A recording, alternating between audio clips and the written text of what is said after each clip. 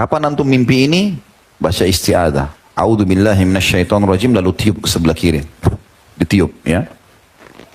Ditiup. Bukan meludah besar.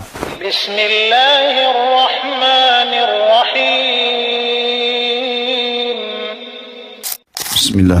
Assalamualaikum warahmatullahi wabarakatuh. Alhamdulillah. Wassalatu wassalamu ala rasulillah. Segala puji dan puja kehadirat Allah subhanahu wa ta'ala, juga salawat dan taslim kepada Nabi besar Muhammad sallallahu alaihi wa sahbihi wasallam.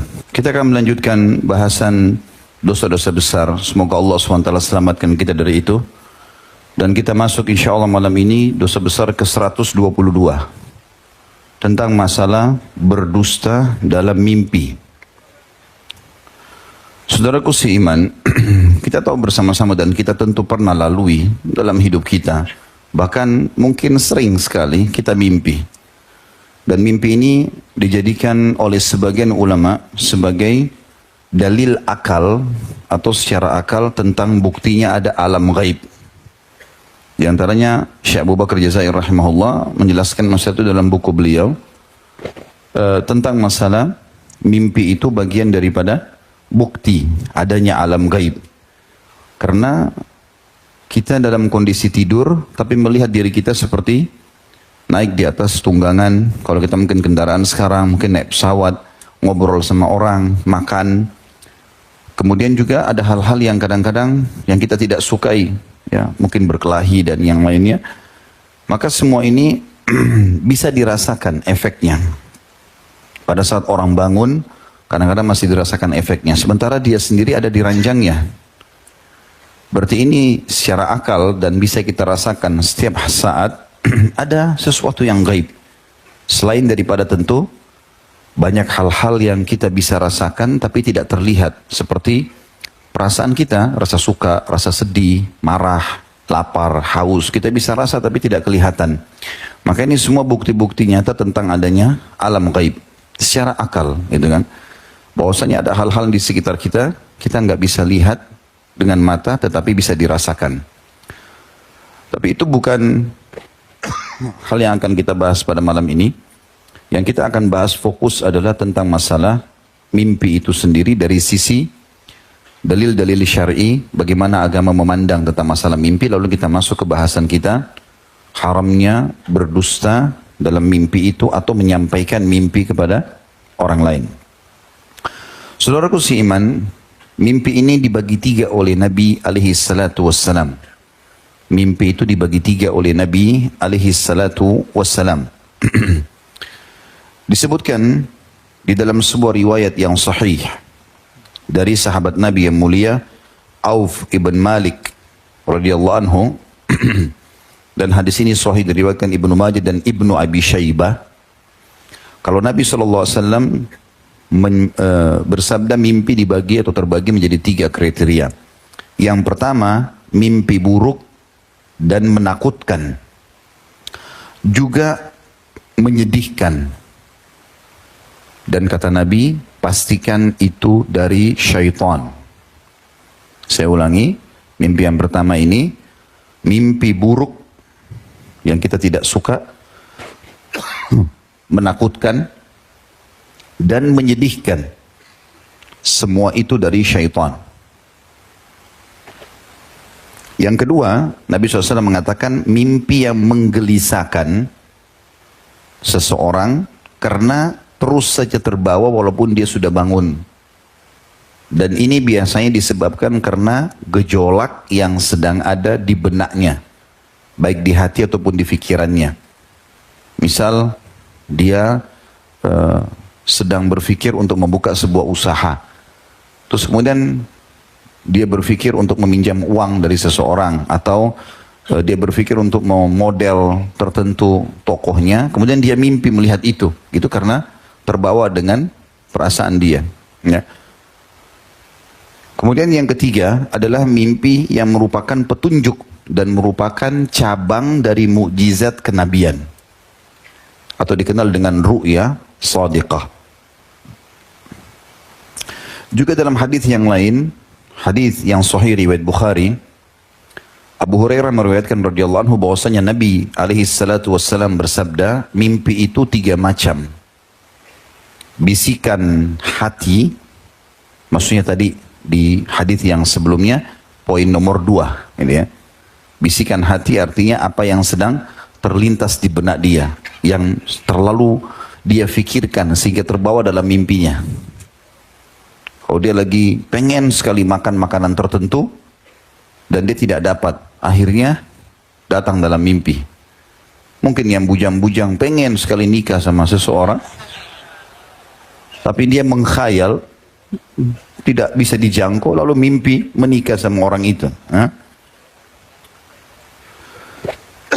Itu bisikan-bisikan hati.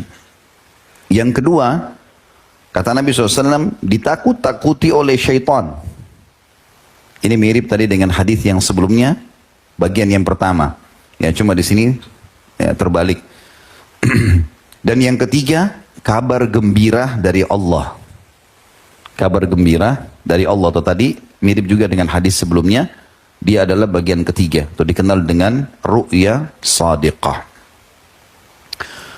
Teman-teman sekalian, beranjak daripada sabda Nabi SAW tadi, 2 buah hadis yang sahih ini, maka para ulama hadis merincikan, mengatakan bahwasanya mimpi yang pertama yang dianggap dari syaitan atau mimpi dari syaitan, tidak perlu seseorang menceritakannya, apalagi ditakwilkan atau ditafsirkan. Semua yang membuat antum sedih, membuat antum gelisah, gak usah cerita, tutup mulutnya. Mau sama pasangan hidup kah, mau sama teman di kantor, mau sama sahabat, gak usah diceritain. Nanti kita sebutkan bagaimana tipsnya supaya tidak berpengaruh mimpi itu pada kita.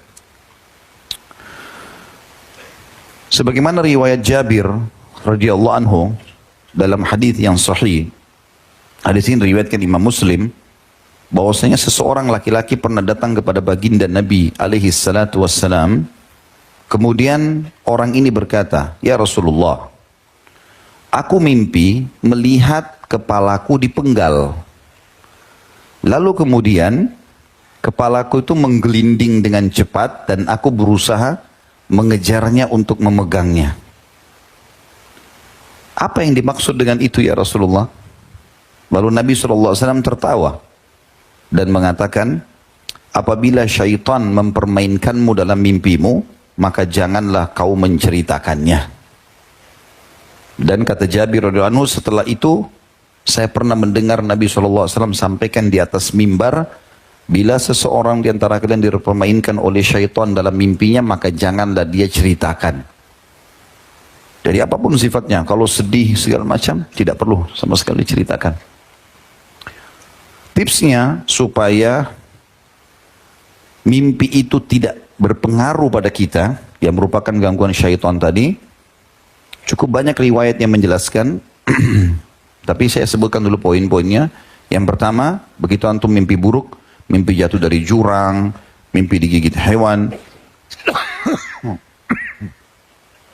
atau yang sejenisnya, antum mimpi ya apalah yang menyedihkan, berpisah dengan pasangan, padahal sebenarnya antum tidak ada apa-apa, dan segala macam hal sehingga antum merasa sedih, terbebani, atau antum melihat pasangan antum selingkuh, padahal sebenarnya tidak, syaitan permainkan. Maka poin pertama, pada saat bangun baca isti'adzah 3 kali, 1 kali, meludah ke sebelah kiri 3 kali, a'udzubillahi minasyaitonirrajim, lalu tiup ke sebelah kiri, ditiup ya, ditiup, bukan meludah besar ya, sehingga nanti pasangan antum kena, nanti marah dia. Yang kedua, memohon kepada Allah agar dilindungi dari keburukannya ya. Walaupun isti'adzah sudah mewakili poin kedua ini, nanti kita akan dengarkan hadisnya. Kemudian yang ketiga, jangan diceritakan pada orang-orang, termasuk pasangan hidup kita. Suami istri pun tidak usah cerita.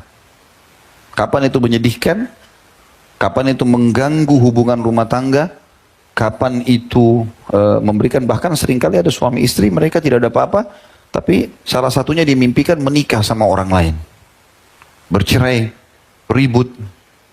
Atau kadang-kadang ada juga orang mimpi sosok orang soleh Tapi dia mimpi orang itu malah menjadi penjahat.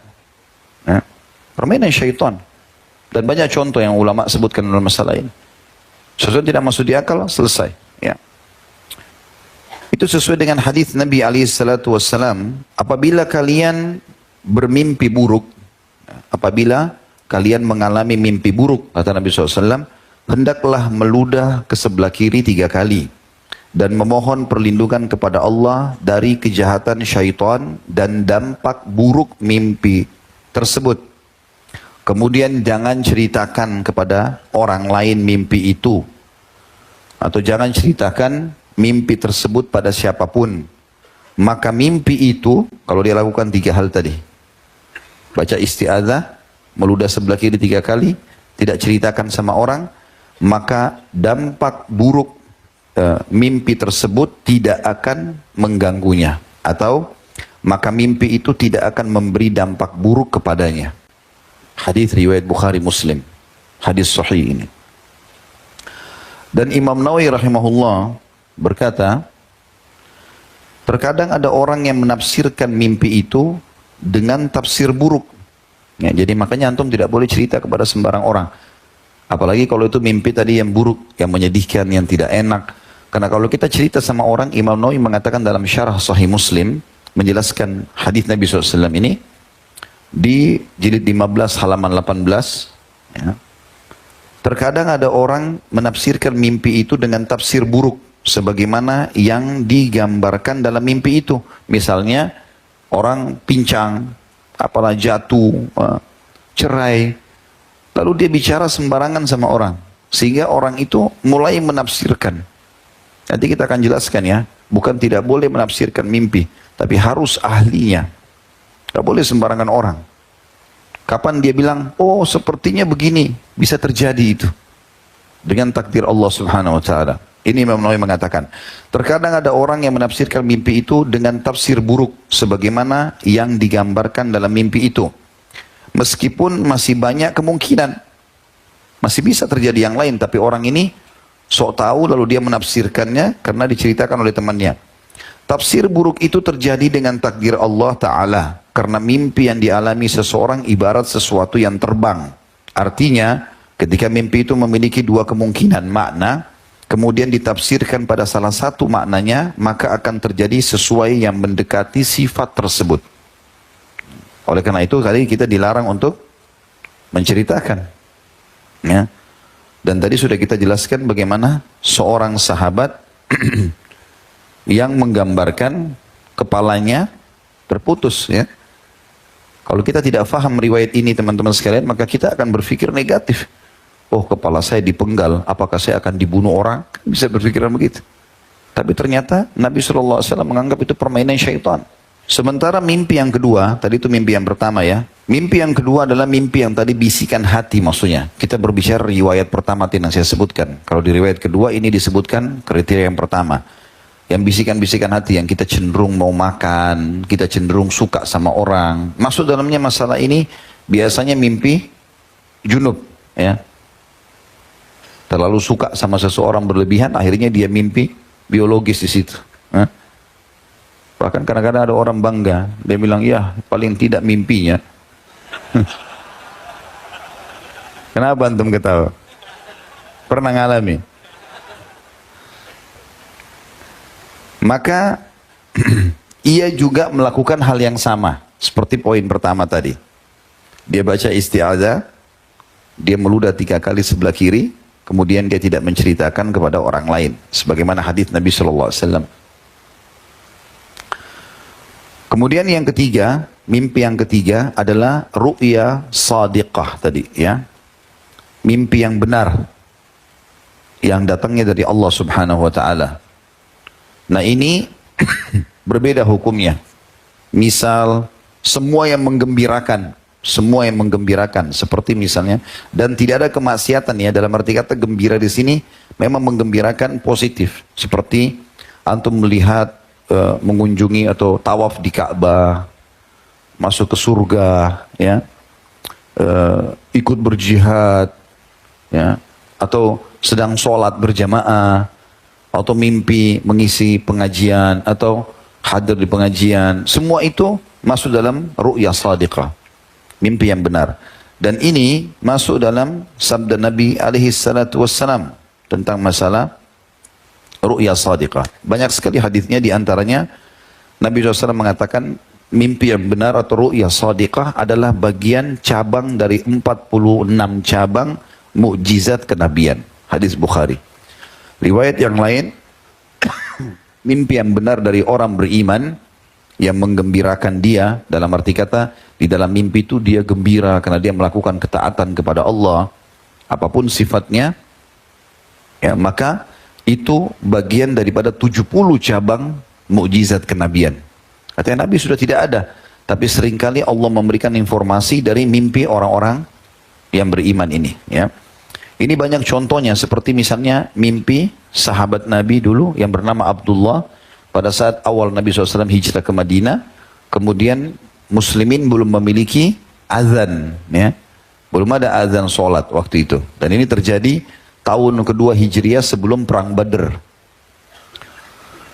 Maka pada saat itu Nabi SAW menyuruh para sahabat, coba cari sesuatu yang kita bisa jadikan sebagai simbol untuk datang sholat. Ada yang berpikir untuk pakai trompetnya orang Yahudi, ada yang terpikir untuk memakai loncengnya Nasrani, ada macam-macam. Rencananya hari itu mereka menyebar mencari, besok mereka masing-masing menawarkan kepada Nabi SAW. Rupanya Abdullah ini mimpi. Dia tidur, dia mimpi, dia melihat ada orang jalan bawa lonceng. Kemudian dia bertanya, ya, maukah kau jual lonceng itu untukku? Dalam mimpi. Kemudian orang itu pun berkata, untuk apa? Dia mengatakan, kami mau gunakan untuk panggilan sholat kami. Kalau orang itu berkata, maukah kau saya tunjukkan lebih baik daripada lonceng ini?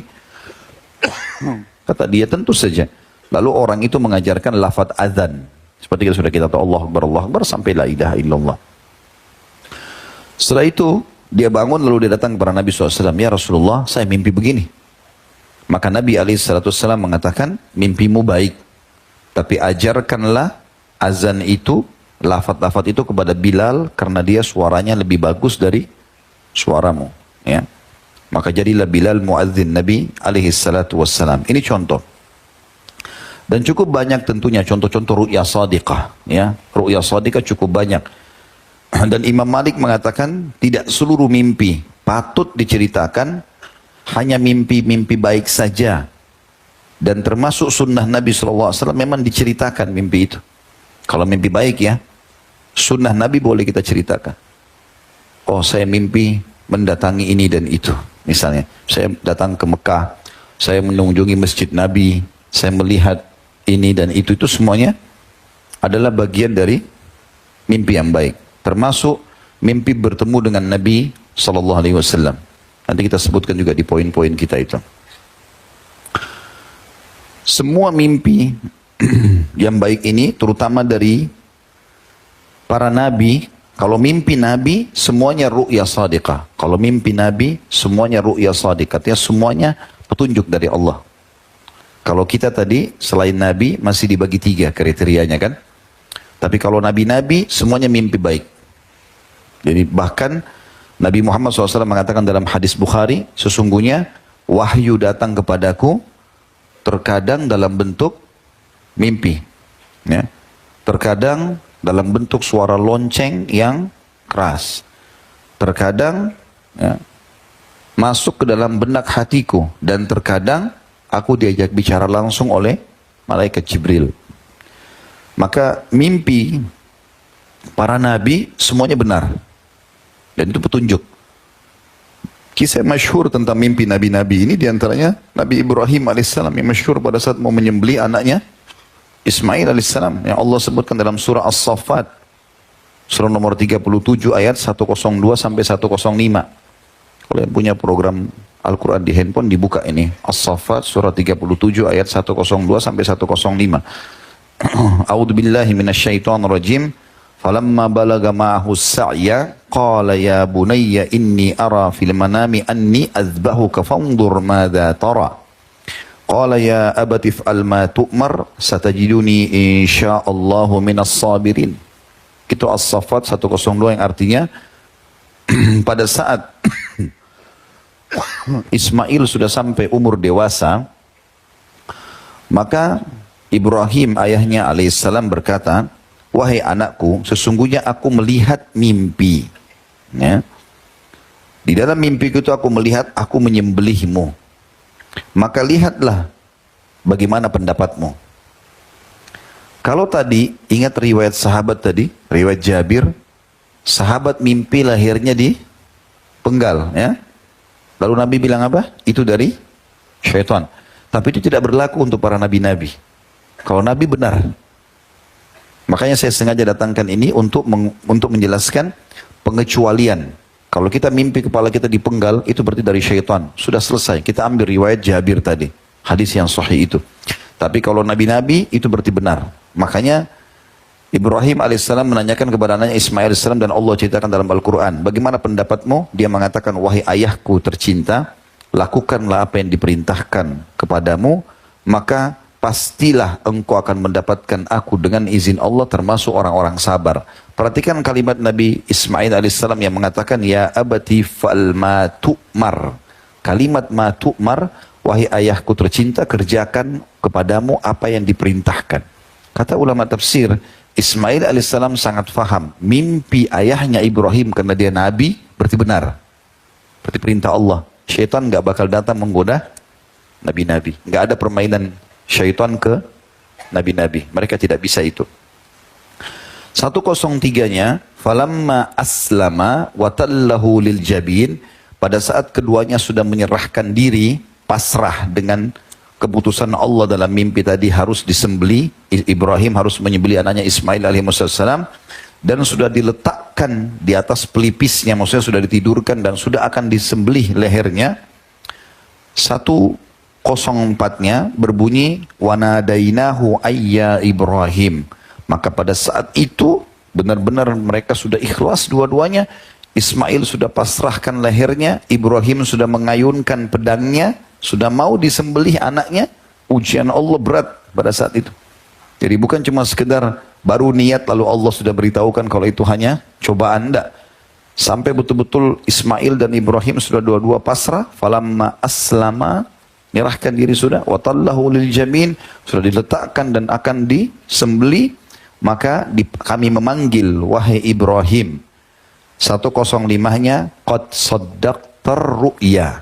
Garis bawahi kalimat ru'ya. Qad saddaqtar ru'ya, inna kadzalika najzil muhsinin. Wahai Ibrahim, engkau telah mempercayai mimpi itu, ya?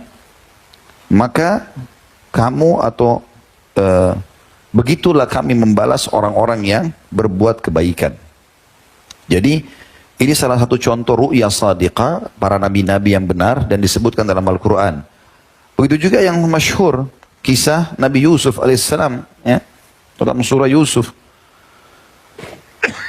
yang dia mengatakan dalam surah Yusuf, wahai ayahku, aku melihat 11 bintang, bulan dan matahari sujud kepada aku.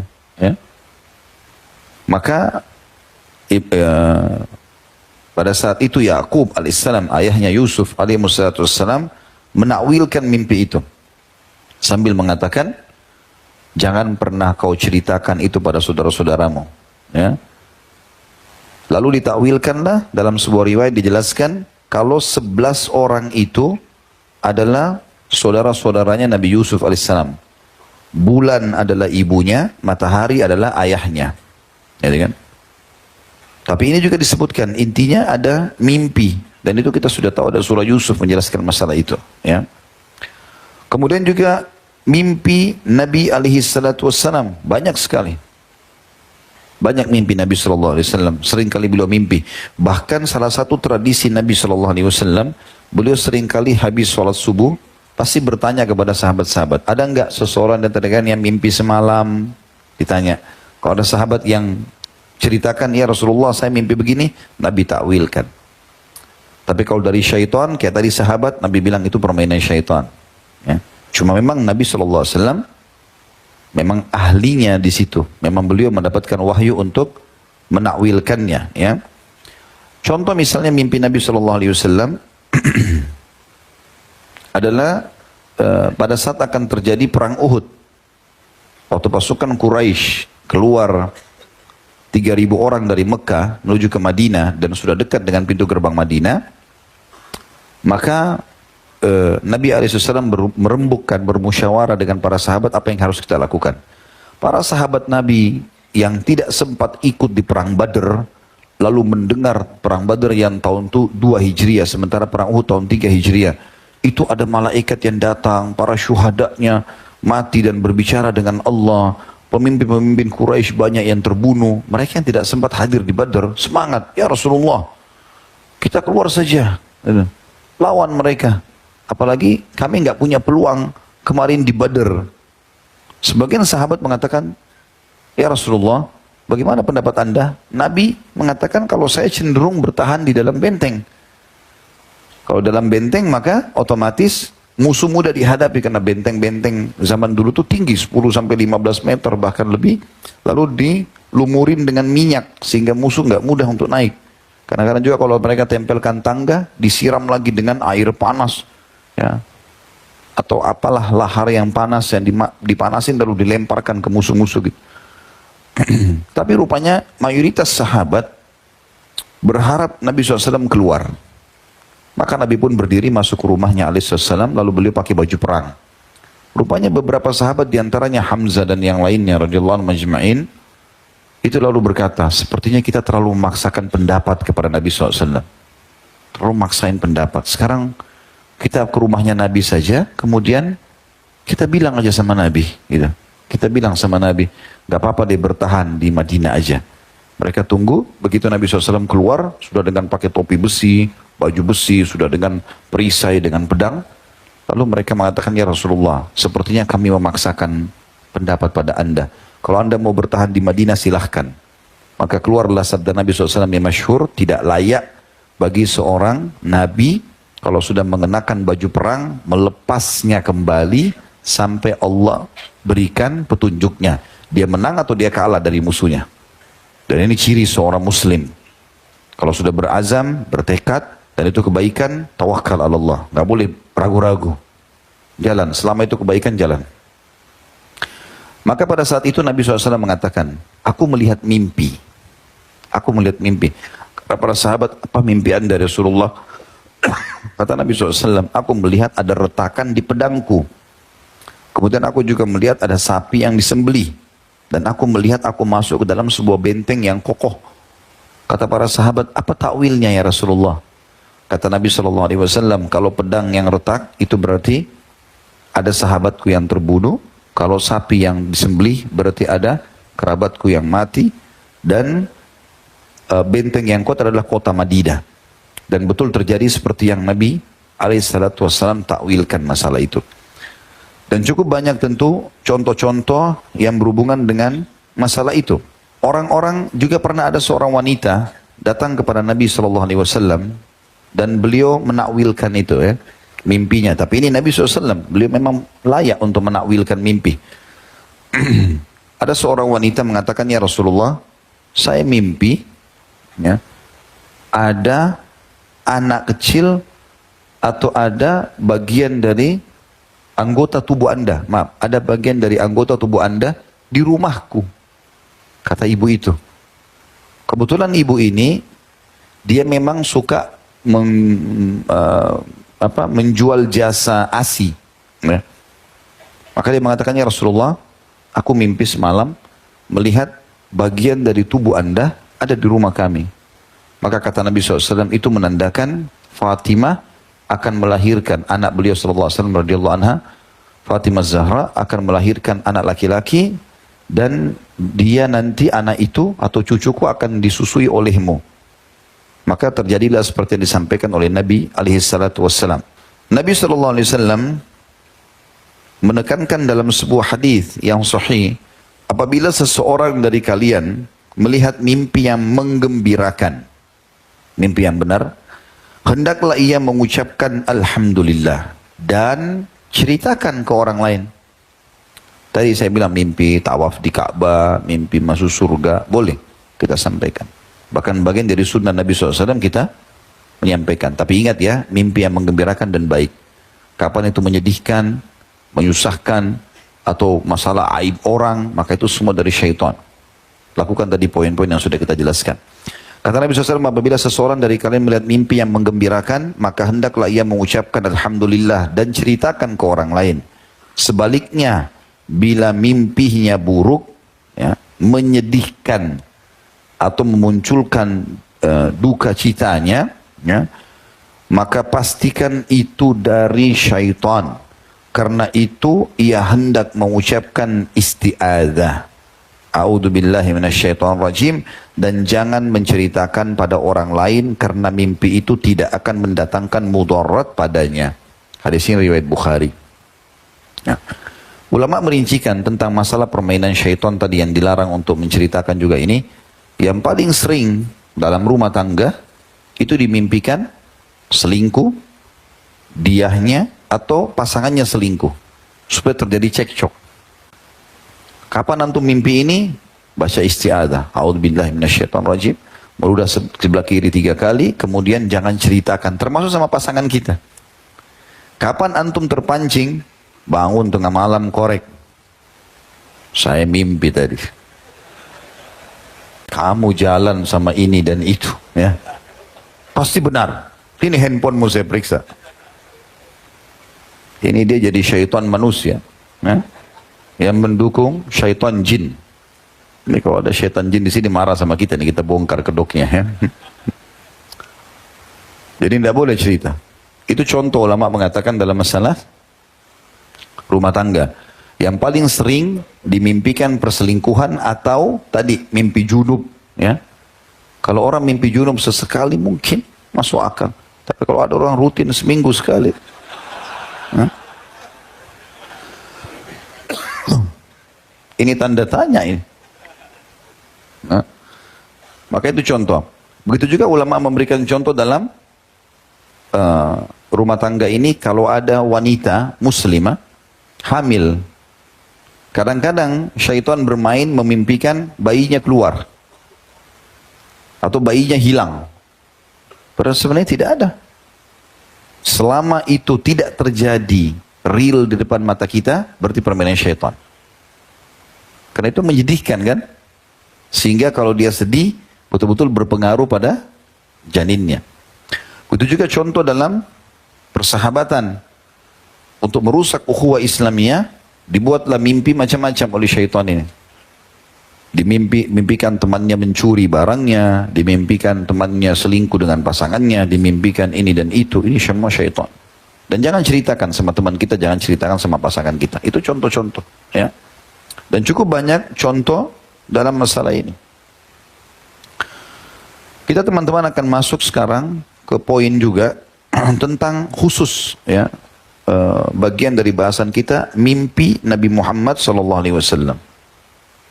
Ini sangat berhubungan dengan masalah bahasan kita. Ada sebuah hadis Bukhari, ada sebuah hadis Bukhari yang menjelaskan tentang masalah itu. Kata Nabi SAW melalui Abu Hurairah radhiyallahu anhu, "Wa man ra'ani fil manam faqad ra'ani haqqa," atau haqqan, "fa inna syaitana la yatamatsalu fi surati wa man kadzaba alayya muta'ammidan falyatabawwa maq'adahu minan nar." Abu Hurairah berkata radhiyallahu anhu dalam hadis Bukhari Muslim ini, Nabi SAW bersabda, "Barang siapa yang melihatku dalam mimpinya, maka sungguh ia telah melihatku secara benar. Sesungguhnya syaitan tidak bisa menyerupai bentukku. Barang siapa yang berdusta atasku secara sengaja, maka ia telah mengambil tempat duduknya dalam neraka." Dalam hadis ini ada beberapa penjelasan yang perlu tidak diberatkan dulu. Seseorang yang melihat Rasulullah SAW dalam mimpi, maka sungguhnya ia benar-benar telah melihatnya. Tapi dengan syarat, apabila ciri-ciri sifat fisik Nabi SAW yang telah tersebutkan dalam riwayat-riwayat yang sahih, juga sudah dirincikan oleh para ulama, sama. Ya. Hal itu pertanda bahwasanya dia memang melihat Nabi SAW. Sebagaimana seringkali disebutkan, ada beberapa sahabat seperti Anas bin Malik, Jabir bin Abdullah, beberapa sahabat-sahabat mengatakan waktu Nabi SAW sudah meninggal, seringkali melihat dalam mimpi. Termasuk kisah Uthman bin Affan radhiyallahu anhu pada saat beliau mau dibunuh, ya. Di akhir hidupnya lagi baca Quran, itu dia lagi puasa radhiyallahu anhu, malam harinya dia mimpi. Kalau Nabi SAW mengatakan, hai Uthman, bersabarlah karena engkau akan berbuka puasa bersama kami. Jadi dia melihat Nabi SAW datang dan berbicara dengan Uthman bin Affan. Maka sebelum azan maghrib, habis asar, datanglah para orang-orang yang tidak benar ini lalu memukul. Ya, entah siapa yang membunuh Uthman, karena di zaman itu saja masih tanda tanya siapa yang tepatnya membunuh, dan para sahabat belum menemukan siapa pelaku yang langsungnya karena banyaknya orang yang masuk ke rumah pada saat itu. Maka terbunuhlah radhiyallahu anhu, dan darahnya tertumpah di Al-Quran yang beliau pegang pas di ayat fasayakfikahumullah, yang artinya Allah akan membalas kalian. Tapi contohnya di sini adalah para sahabat mimpi. Begitu juga dengan para tabi'in, dinukil mereka ada yang mimpi. Ibnu Hajar juga menyebutkan sebuah riwayat yang dengan sanad sahih dari Ibnu Sirin. Apabila ada seseorang mengisahkan kepadanya bahwa ia melihat Nabi SAW dalam mimpi, maka Ibnu Sirin berkata, sebutkanlah padaku ciri-ciri sifat yang engkau lihat tersebut. Jadi kalau ada orang datang kepada Muhammad bin Sirin, ini ahli takwil mimpinya tabi'in. Jadi kalau dalam takbir mimpi nggak ada yang mengalahkan beliau. Maka kalau ada orang bilang, saya mimpi lihat Rasulullah SAW, maka beliau tanya, coba sebutkan ciri-cirinya. Jika orang tersebut menyebutkan sifat yang tidak dikenal oleh Ibnu Sirin, maka Ibnu Sirin berkata, sungguhnya engkau tidak melihatnya. Ya. Begitu juga diriwayatkan Ibnu Hajar tentang riwayat Ibnu Abbas radhiyallahu anhuma dengan sanad yang baik. Ibnu Kulayb berkata, aku katakan kepada Ibnu Abbas, aku melihat Nabi SAW dalam mimpi. Ibnu Abbas radhiyallahu anhu lalu berkata, sebutkanlah ciri sifat-sifatnya padaku. Lalu Ibnu Kulayb berkata, aku sebutkan Hasan bin Ali, lalu aku serupakan dengannya. Maka Ibnu Abbas mengatakan, benar engkau telah melihatnya. Karena yang paling mirip dengan Nabi SAW adalah Hasan, cucunya radhiyallahu anhu. Ciri-ciri Nabi SAW sudah masyhur, alisnya tebal, hitam seperti busur panah, ya, kemudian dahinya, pipinya ini lebar, ya, wajah beliau SAW maksudnya tidak bulat, tidak oval, kemudian beliau memiliki kulit yang sangat putih, saking putihnya sampai pipi beliau kemerah-merahan, rambutnya hitam pekat, ya, kemudian berombak dan sering kali dibiarkan sampai kuping ataupun pundak alaihissalam. Beliau punya dada, pundak yang lebar. Dan anggota tubuh beliau, jenggotnya panjang sampai ke dada, atau kathif diistilahkan. Dan juga di bagian tangan, di bagian dada beliau SAW itu ada, di bagian kaki, di betis itu banyak bulu, ya. Alaihissalam. Dan postur tubuh beliau jarbu tidak terlalu tinggi besar, dan tidak juga terlalu kecil. Sedang. Ya. Tentu di sini sedangnya adalah, yang dimaksud badannya bagus Alaihissalam, karena postur tubuh beliau sangat ideal. Maka kalau ada orang mimpi, lalu mengatakan, saya lihat Rasulullah. Ditanya, bagaimana kulitnya? Hitam. Berarti bohong. Nggak benar. Atau rambutnya keriting. Berarti nggak benar. Atau badannya kurus. Berarti nggak benar. Termasuk sebagian ulama mengatakan, makna dari sabda Nabi SAW ini, siapa yang melihatku, makna melihatku, melihat utuh. Ya. Jadi kalau ada orang cuma lihat pundaknya, ada orang cuma lihat tangannya, itu kan, maka tidak masuk dalam kategori itu. Karena orang biasa bilang begitu, saya lihat dalam mimpi Rasulullah, cuma saya lihat tangannya, cuma saya lihat punggungnya, berarti ulama bilang itu belum melihat. Karena Nabi SAW bilang dalam hadis ini, siapa yang melihat aku, maksudnya dengan mata kepala, lihat utuh ciri-cirinya. Makanya tadi dinukil Ibnu Sirin, Ibnu Abbas, ya, ini semua pada saat orang bilang lihat Nabi, ditanya sama dia, coba sebutkan cirinya. Kenapa disebutkan ciri? Maksudnya sama enggak ini? Kulitnya, rambutnya, segala macam. Kalau sama baru dikatakan dia melihatnya. Tentu ada sebagian ulama mengatakan tentang masalah apa yang menyebabkan orang itu bisa melihat Nabi alaihi salatu wassalam. Ya. Yang pertama ditekankan oleh para ulama adalah cintanya kepada Nabi SAW dan cinta kepada sunnah beliau.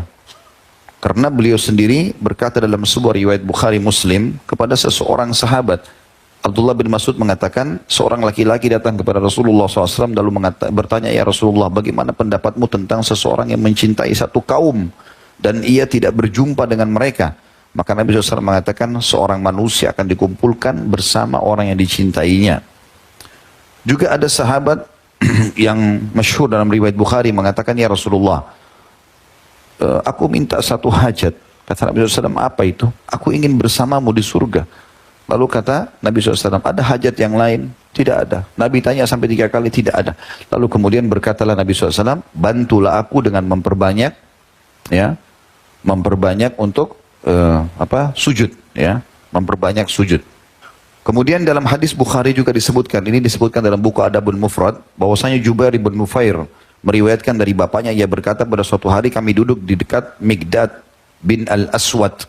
Lalu seseorang lewat sambil berkata kepada Mikdad, kebaikanlah bagi 2 mata ini yang melihat Rasulullah SAW.